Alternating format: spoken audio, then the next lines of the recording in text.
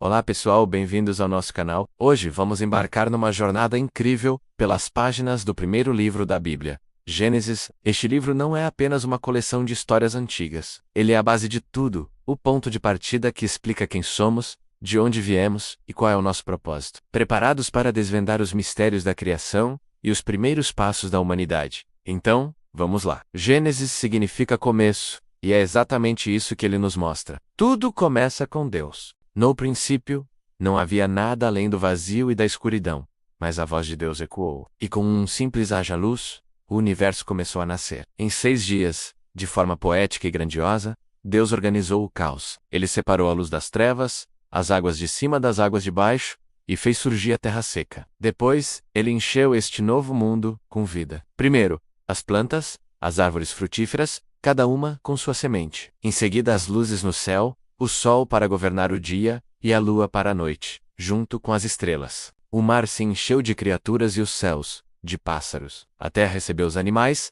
cada um segundo a sua espécie. A cada etapa, Deus olhava para sua criação e via que tudo era muito bom. Era um cenário de perfeição e harmonia, mas faltava a joia da coroa. No 6º dia, Deus disse: façamos o homem à nossa imagem, conforme a nossa semelhança. E assim, do pó da terra, ele formou Adão.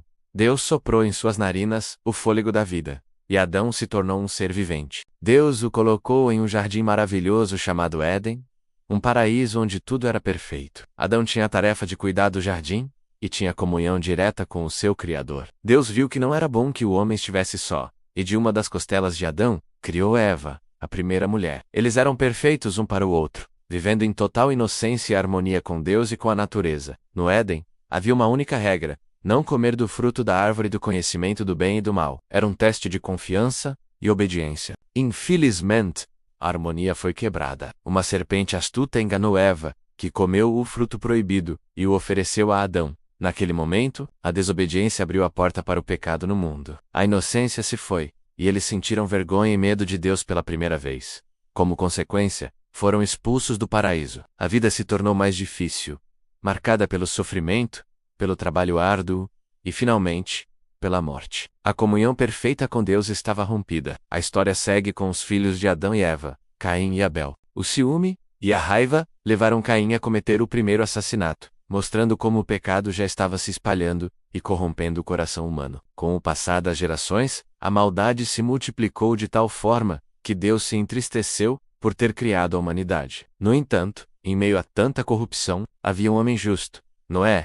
Deus decidiu purificar a terra com um grande dilúvio, mas escolheu salvar Noé e sua família. Ele deu a Noé instruções detalhadas para construir uma arca gigantesca, um refúgio seguro para sua família e para casais de todas as espécies de animais. Enquanto Noé construía, ele pregava, mas as pessoas não deram ouvidos. Quando a chuva começou, apenas os que estavam na arca foram salvos. Foi um recomeço para a humanidade. Após o dilúvio, Deus fez uma aliança com Noé, prometendo nunca mais destruir a terra com água. O sinal dessa promessa é o arco-íris, que vemos no céu até hoje. Mas a tendência humana ao orgulho não demorou a reaparecer. Os descendentes de Noé decidiram construir uma torre que chegasse até o céu, Tor to Babel, para se tornarem famosos e não se espalharem pela terra.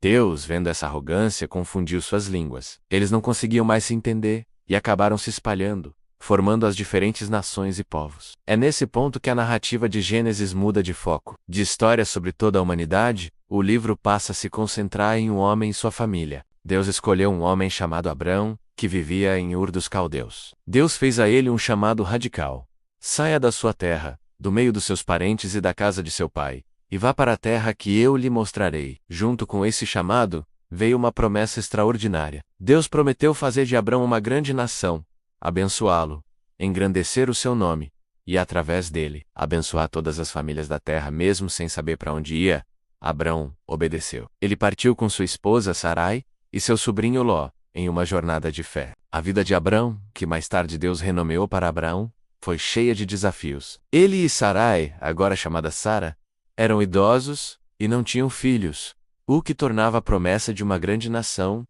aparentemente impossível.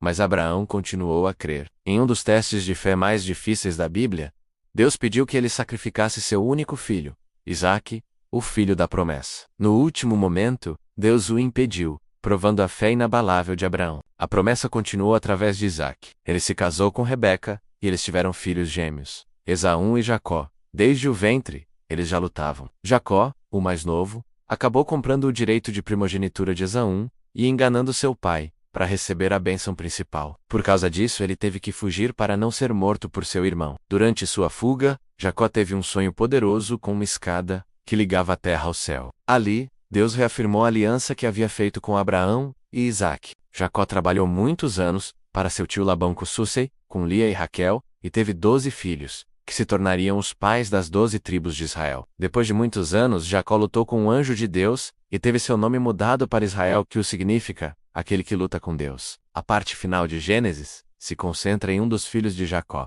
José.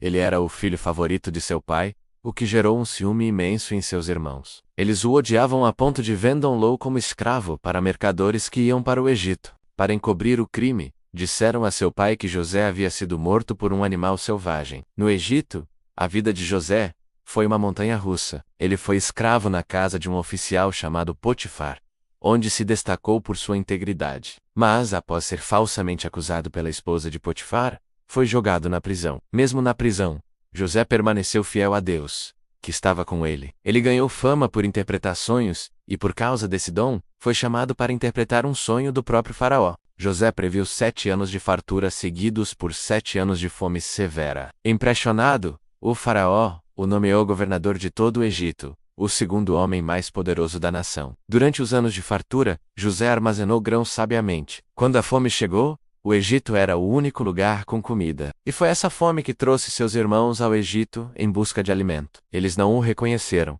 mas José sim. Após ter que está-los para ver se haviam mudado, José finalmente se revelou, em uma das cenas mais emocionantes da Bíblia. Ele disse as palavras famosas: "Vocês planejaram o mal contra mim, mas Deus o transformou em bem, para que hoje fosse preservada a vida de muitos." José perdoou seus irmãos e trouxe toda a sua família, incluindo seu pai Jacó, para viver no Egito. Assim, a família de Israel foi salva da fome e pôde prosperar em uma terra estrangeira. Preparando o cenário para o próximo livro da Bíblia, o Êxodo, Gênesis termina com a morte de Jacó, e depois, de José, mas com a promessa de Deus ainda viva e pulsando no coração do seu povo. É uma história poderosa sobre criação, queda, redenção e a fidelidade de um Deus que, mesmo diante da falha humana, trabalha incansavelmente para cumprir seus planos e abençoar a humanidade. E aí, o que acharam dessa jornada? Gênesis é realmente o alicerce de tudo. Se você gostou de conhecer mais sobre essas histórias, não se esqueça de deixar seu like, se inscrever no canal e ativar o sininho para não perder nossos próximos vídeos, onde continuaremos a explorar as maravilhas da Bíblia. Obrigado por assistir